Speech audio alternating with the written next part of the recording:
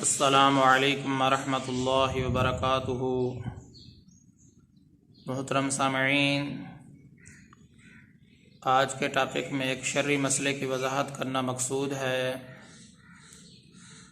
وہ شرعی مسئلہ یہ ہے، جب انسان مر جاتا ہے تو مرنے کے بعد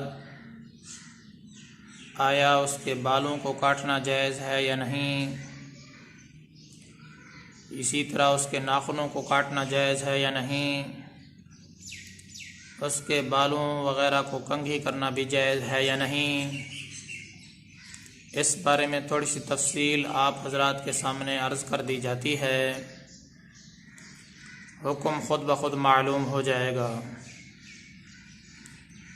محترم سامعین، جب انسان فوت ہو جاتا ہے، انتقال کے بعد میت کو کسی بھی قسم کی زینت کی ضرورت نہیں رہتی۔ بال کاٹنا، کنگھے وغیرہ کرنا اور اسی طریقے سے ناخن وغیرہ کاٹنا، یہ تو ایک زینت کی چیزیں ہیں، زینت کے لیے سارے کام کیے جاتے ہیں۔ لیکن جب انسان مر جاتا ہے تو اس کو زینت کی ضرورت نہیں رہتی۔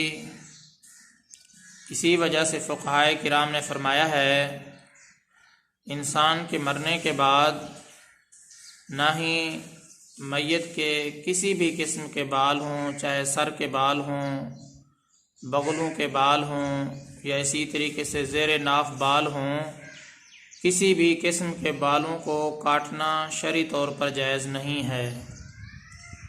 اور نہ تو بالوں کو کاٹنا جائز ہے، نہ ہی بالوں کو کنگھی کرنا جائز ہے۔ اور اسی طرح فقہائے کرام نے یہ فرمایا ہے، نہ ہی میت کے ناخنوں کو کاٹنا جائز ہے۔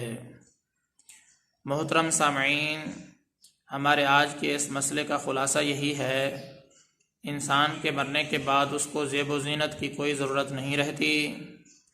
زیب و زینت کا حکم زندہ انسان کے لیے ہے، مردہ کے لیے نہیں۔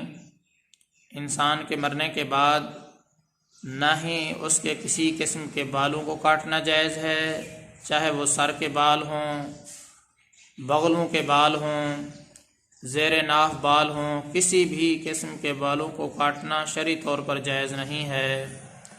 اور نہ ہی اس کے بالوں کو کنگھی کرنا جائز ہے، اور اسی طریقے سے نہ ہی ان کے ناخنوں کو کاٹنا جائز ہے۔ میت کے ناخن کاٹنا بھی جائز نہیں ہے۔ محترم سامعین، امید کرتا ہوں کہ آپ کو یہ مسئلہ صحیح طریقے سے سمجھ میں آ گیا ہوگا۔ میں آپ سب کی دعاؤں کا طلبگار ہوں۔ محمد ثناء اللہ فاروق۔